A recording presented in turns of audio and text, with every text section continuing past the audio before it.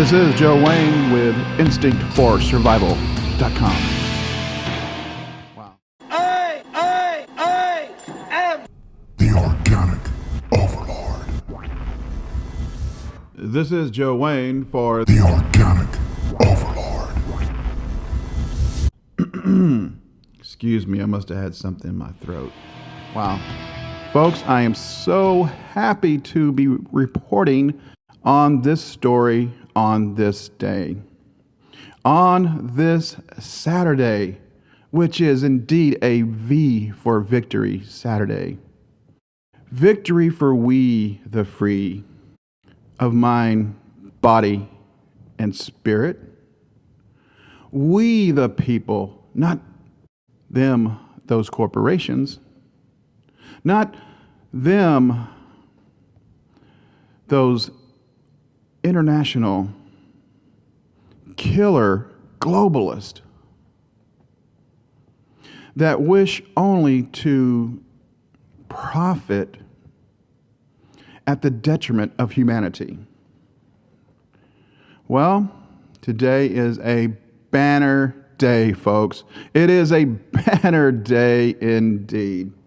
For today, the itty-bitty state of Vermont has slain the giant, the genetically modified giant, the GMO giant Monsanto, and every other big agri company that is not doing what it does because it wants to feed the world. No, big agri does what it does to profit, all the while killing humanity as they profit off of our blood, sweat, and tears. Well, today, Vermont has truly slain the GMO Goliath. Now Vermont can truly stand tall and wear their state motto as a banner. And what is their state motto? Freedom and unity. Freedom and unity. Freedom and unity. Without one, the other cannot exist. Because until we all get together to fight the real enemies of humanity, which is not your brother, your sister, your mother. No, it is the globalist corporations, the international corporations that would rather profit than feed, would rather poison than put on a pedestal. You know, and the ones they should be putting on a pedestal are the consumers who buy and have bought their poisons for years, as the big food companies have claimed that their poison was in fact food. Now we know better. So it seems that the little tiny state of Vermont, the little David that slain the Goliath, the GMO Goliath, wow, they really have done God's work today, folks. This story is dated again March 19th, 11:35 a.m. Eastern Standard Time. Comes out of AP. Tiny Vermont brings food industry to its knees on GMO labeling. General Mills' announcement that it will start labeling products that contain genetically modified ingredients to comply with a Vermont law shows food companies might be throwing in the towel, even as they hold out hope Congress will find a national solution. Tiny Vermont is the first state to require such labeling effective July 1st, 2016. Its fellow New England states of Maine and Connecticut have passed laws that require such labeling if other nearby states put one into effect first. The U.S. Senate voted 48 to 49 Friday against a bill that would have blocked such laws. Such state laws. The food industry is holding out hope that Congress will prevent states from requiring such labeling. Some companies say they plan to follow Vermont's law, while others are considering pulling their products from the small state. Good luck on that. The Grocery Manufacturers Association has called for a national solution instead of what it says is a patchwork of confusing and costly state labeling laws. It has also challenged Vermont's law in court, asking that the law be blocked until the case is resolved. That request was denied on its appeal. No shit, Sherlock. And let me tell you why it was denied on appeal. Let me tell you why the U.S. Senate voted 48 to 49 against that bill. Let me tell you why the Congress will not and is forbidden from stepping in to this food fight, this national food fight. It's a little thing called the 10th Amendment. And the 10th Amendment clearly states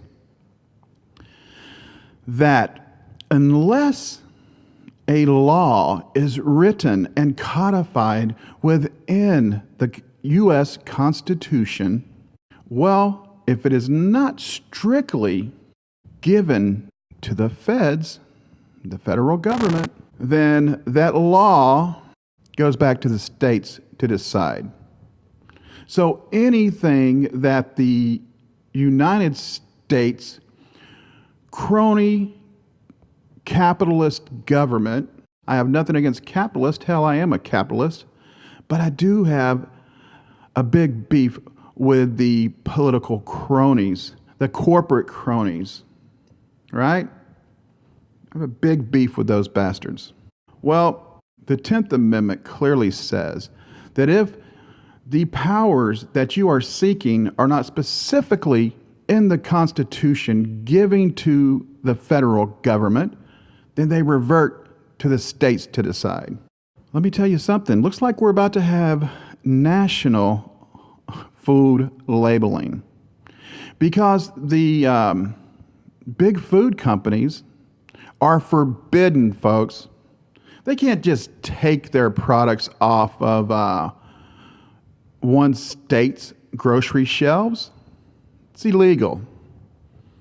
It is illegal to try to starve the people of Vermont until they give in to your demands. Not gonna happen. And now that Vermont has been successful, folks, in slaying the GMO giants, now they have been successful, these food companies are going to have to label all of their food, all of their poison, they're going to have to convert to food or label it as poison, right? Attaboy, Vermont. Attaboy. Thank you for being the David to the GMO Goliath. Thank you for standing up and standing in the breach. Thank you for not giving in to the killers of humanity once again. Thank you for standing up for humanity. Thank you for standing up for the U.S. Constitution because, folks, the United States of America, not the corporation, not the United States, but the United States of America, which is the Republic of the United States of America, a constitutional republic. We are not a democratic republic. We are a constitutional republic. And why are we a constitutional republic? Because our republic is rooted in law, supreme law that cannot be changed unless you go through the legally recognized process of amending the Constitution. And if you don't, well, let me tell you something, then it's illegal. Obama and his amnesty dictates has just shown us that fact. They're still held up in court. That amnesty will never be codified into law because guess what? An executive order, any executive order, is not law. The representative of our country is not the king of our country. They have to abide by the Constitution as it is written, just like you and I do. They are constrained by the founders. They're constrained because, guess what? We had a revolution against King George, not to then just supplant another king in place of that king. No, we had that revolution because the people finally had to be given a voice.